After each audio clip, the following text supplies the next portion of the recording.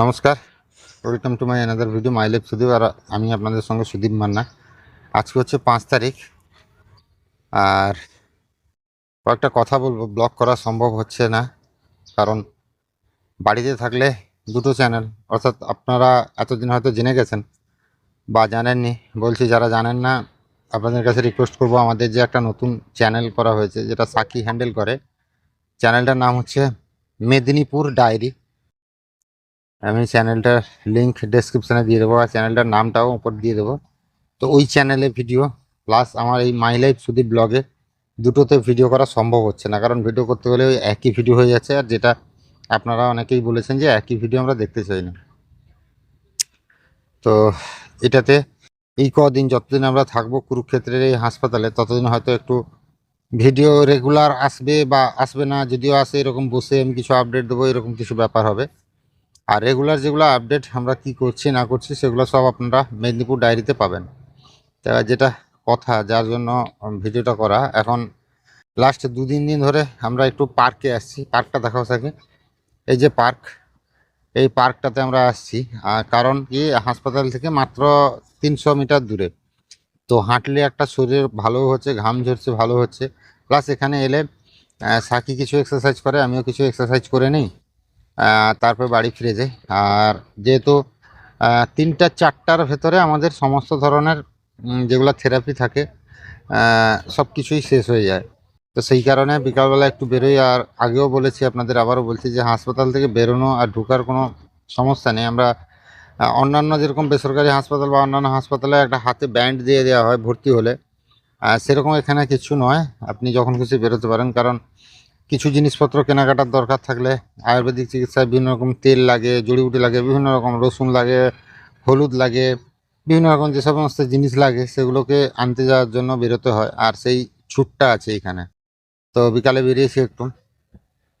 এবার ঘটনা হচ্ছে, অনেকে আমাদের মেদিনীপুর ডায়েরি তাতেও প্রশ্ন করেছেন, আর মাই লাইফ সুদীপ ব্লগ এই চ্যানেলেও আপনারা প্রশ্ন করছেন যে এই হাসপাতালে পেশেন্ট নেই কেন, পেশেন্ট নেই কেন, ডাক্তার দেখানো মানে এত ফাঁকা ফাঁকা কেন, কী ব্যাপার।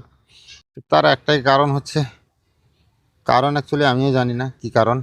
যেটা কারণ হচ্ছে আমি বললাম, ধীরে ধীরে আমরা আছি, আসার পরে দেখতে পাচ্ছি পেশেন্ট আসছে। বাট আমাদের স্বামী স্ত্রী এক জায়গায় থাকার জন্য ডাক্তারবাবু আমাদের স্পেশালি যে রুমগুলো ফাঁকা আছে ওই রুমটাতেই আমাদের দিয়েছেন। এবার মহিলা এবং পুরুষ একই ওয়ার্ডে থাকতে পারে না, মহিলাদের জন্য আলাদা ওয়ার্ড আছে আর পুরুষদের জন্য আলাদা ওয়ার্ড আছে। সেইখান থেকে আমরা যেহেতু এক জায়গায় থাকবো, বা আমার পাশে না থাকলে আমার অসুবিধা হবে, তো সেই কারণে আমাদের এক জায়গায় রেখেছে।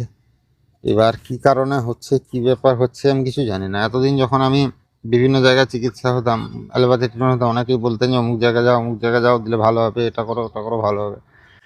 আমি এবার যে কারণে এসছি, আমাদের বাড়ি থেকে 20-25 কিলোমিটার দূরে একজন দাদা আছেন, হীরক দা, যিনি এই রিসেন্টলি আসবেন আমাদের এই হাসপাতালে চিকিৎসা হতে, তার চিকিৎসা বাকি আছে, উনিও আসবেন। তো উনাকে আমি দেখেছি, উনি ভালো হয়েছেন, ভালো আছেন, যার ফলে আমার এখানে আসা। তো একটা হয় না, অনেকেই বলেন এখানে ভালো হয়ে যায়, ওখানে ভালো হয়ে যায়, কিন্তু প্রমাণ থাকে না সেরকম। বিশেষ করে আমাকে অনেকেই বলেন যে এখানে বেঁকে যাওয়া পেশেন্ট ভালো হয়ে গেছে, প্যারালাইসিস পেশেন্ট ভালো হয়ে গেছে। বাট আমার যে রোগটা, না প্যারালাইসিস না কোনো অন্য কিছু, আমার এই রোগটা ডিফিকাল্ট রোগ, অ্যাঙ্কলোসিং স্পন্ডালাইটিস। এটা সচরাচর আমার যখন প্রথম হয়, আমাদের এগরার পাশাপাশি এরিয়ার যে যারা ডাক্তারবাবু আছেন, ওনারা চিকিৎসাটাই জানতেন না ঠিকঠাক, বা রোগটার নামটাও ঠিকঠাক জানতেন না। বা যারা বিশেষ করে কোয়াক ডাক্তার, তারা তো একদমই জানতেনই না। সবাই আমরা আমাদের বলা হতো যে বাত হয়েছে, বাত হয়েছে, পা ফুলে গেছে, গেঁট ফুলে গেছে, বাত হয়েছে। অ্যাঙ্কলোসিং স্পন্ডালাইটিস যদিও বা এক ধরনের বাত, বাট কঠিন বাত, যেটা থেকে মানুষের মানে বেঁচে তো থাকবে, কিন্তু বাঁচা মরা দুটোই সমান হয়ে যাবে। ভীষণ পরিমাণে ব্যথা যন্ত্রণা, যেটা থেকে মানে অসহ্য ব্যাপার। যেরকম আমার মেরুদণ্ডের সিরদাঁড়া স্টিফ হয়ে গেছে, পুরো জয়েন্টগুলো আমার স্টিফ হয়ে গেছে, হাত এর বেশি উঠাতে পারি না, দুটো হিপ রিপ্লেস করা হয়ে গেছে, এইরকম কিছু সিচুয়েশান আসতে পারে। এবং পরাশর স্যারের ভিডিওতে দেখেছেন যে এখানে পরাশর স্যারের আমি ইন্টারভিউটা করেছিলাম, সেখানে দেখেছেন হয়তো আপনারা যে উম, এই রোগটা অনেকের ক্ষেত্রে অনেকটা অ্যাগ্রেসিভ হয়, অনেকের ক্ষেত্রে ধীরে ধীরে ধীরে ধীরে গ্রো করে। আমার ক্ষেত্রে অনেকটা অ্যাগ্রেসিভ। আর ভ্যালোরের ডাক্তারবাবু বলেছিলেন, জন ম্যাথিউ স্যার, উনি বলেছিলেন যে রোগটা অনেকের ক্ষেত্রে এরকম হয়, এই রোগটাকে ঠেকানো কঠিন হয়ে যায়। তো সেই জায়গা থেকে, সমস্ত জায়গা থেকে ফেল হয়ে এসেছি, একটা আয়ুর্বেদিক হাসপাতালে এসেছি কুরুক্ষেত্রে। এখানে নিজেকে দেখছি যে যাতে ভালো থাকা যায় একটু। আর লাস্ট আমি 8 দিন হয়ে গেল হাসপাতালে ভর্তি আছি। বর্তমান সিচুয়েশন যেটা আমার, আমার ব্যথা যন্ত্রণা অনেকটাই কম আছে। আমি পেন কিলার এখনও নিচ্ছি না। এখন লাস্ট 8-10 দিন আমি পেন কিলার নিচ্ছি না, যবে থেকে আমার ট্রিটমেন্ট শুরু হয়েছে।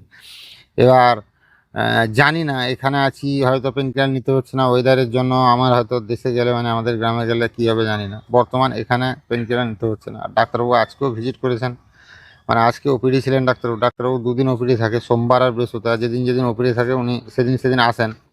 তো ওপিডি থেকে এসে আজকে বললেন যে হ্যাঁ, কোনো অসুবিধা নেই, ভালো হয়ে যাবে। এখনও পর্যন্ত আমার আয়ুর্বেদিক কোনো ওষুধ চালু হয়নি। আমি যেই ওষুধগুলো অ্যালোপ্যাথি খেতাম ওইগুলোই হচ্ছে, খাচ্ছি, বাট শুধু থেরাপি চলছে। এবার সেই জায়গায় আমিও একটা আশা নিয়ে এসেছি যাতে ভালো হই, সুস্থ হয়ে বাড়ি ফিরতে পারি। সেখানে রোগী কত থাকলো না থাকলো আমার কোনো ম্যাটার করে না। আমার এইটাই ম্যাটার করে যে আমি ভালো হতে পারছি কিনা। আমি বর্তমান যেটুকু ডাক্তার দেখানোর পর থেকে, এখানে থাকার পর থেকে, থেরাপি নেওয়ার পর থেকে অনেকটাই ব্যথাহীনভাবে আছি। এবার এইভাবে যদি ব্যথাহীনভাবে আমি থাকতে পারি এখানকার ওষুধ খেয়ে, আয়ুর্বেদিক ওষুধ খেয়ে, তাহলে তার থেকে বড় কিছু নয়। তো যাই হোক, এই সব কিছু বলার ছিল। আর যেটা রেগুলার যেটা আপডেট, সেটা আপনারা পেয়ে যাবেন মেদিনীপুর ডায়েরি চ্যানেলে। এটাতে আমি চেষ্টা করব প্রতিদিন কিছু বলার বা কিছু করার চেষ্টা করব, যদি সম্ভব হয় অবশ্যই সেটা তুলে ধরবো। আর যাই হোক, সব মিলিয়ে আপনারা ভালো থাকবেন, আমাদের জন্য প্রার্থনা করুন। 1 মাস হয়তো থাকতে হবে আমাদের, কেমনভাবে থাকবো কী করব, মানে 8 দিনে আমরা যতটা মনে হচ্ছে যেন জেলবন্দি হয়ে আছি। খাওয়ার মুখে লাগছে না কোনো কিছু।